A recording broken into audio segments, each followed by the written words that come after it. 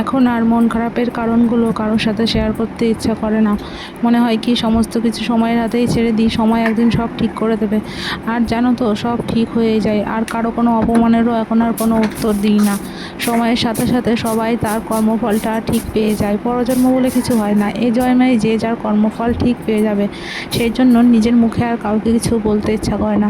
তো হ্যালো বন্ধুরা, কেমন আছো তোমরা সবাই? আশা করছি সবাই খুব ভালো আছো, সুস্থ আছো, আর আমিও খুব ভালো আছি। Again welcome back to my channel. তো আজকে ছিল শনিবার সকালবেলা ঘুম থেকে উঠেছি। আজকে একটু দেরি করেই উঠেছি। উঠে প্রথমে বিছানাটা তুলে নিলাম, আর তারপরে এখন ঘরদোরগুলো ভালো করে ঝাড় দিয়ে নেব। কালকে জানো তো, একটু মায়ের কাছে গেছিলাম, বাপের বাড়ি। অনেক দিন যাওয়া হয় না, মাকে অনেক দিন দেখিনি।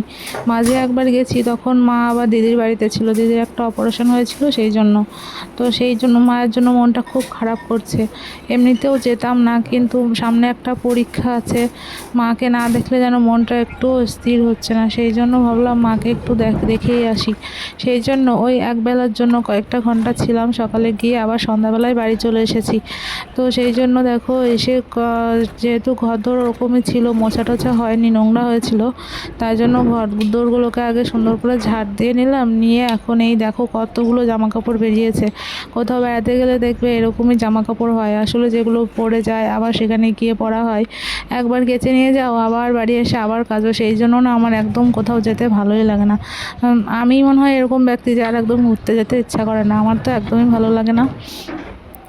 তো যাই হোক, প্রথমে ছেলের জামা কাপড়গুলো, ছোটো ছোটো জামা কাপড়গুলো ভিজিয়ে দিলাম। তারপরে এখন নিজেরটা আর হচ্ছে তোমাদের দাদাভাইয়েরটা ভিজিয়ে দেবো, আর এগুলো ভিজিয়েই রাখবো। তারপরে ঘরটা মুছবো, মুছে তারপরে হচ্ছে জামা কাপড়গুলোকে কাচবো। তাহলে কি বলো তো, ভিজে যাবে, আর একটুখানি ভিজিয়ে রাখলে না জামা কাপড়গুলো পরিষ্কার হয়ে যায় সুন্দরভাবে, বেশি একটা কষ্ট হয় না ধুতে। তো সেই জন্য এগুলোকে ভিজিয়ে ভিজিয়ে রাখবো। আর দেখো বাইরে কিন্তু সুন্দর রোদ উঠেছে, রোদে ওখানে দিয়ে নেবো।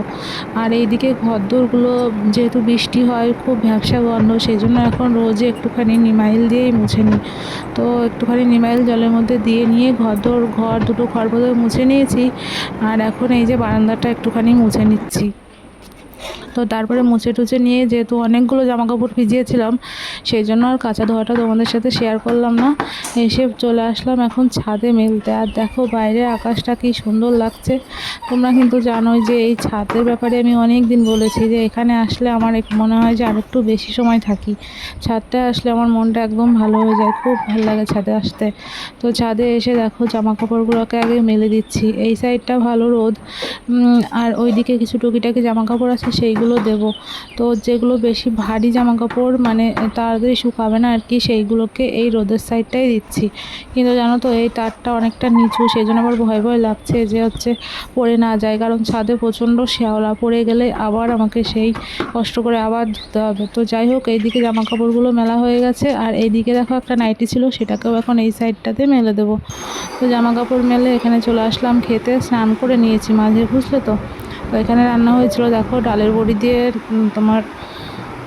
তো আজকে রান্না হয়েছে মিষ্টি কুমড়ো, নারকেল কড়া দিয়ে ভাজা হয়েছে, আর এখানে হচ্ছে লাউ দিয়ে ডালের বড়ি দিয়ে একটা সবজি, আর হয়েছে সয়াবিন।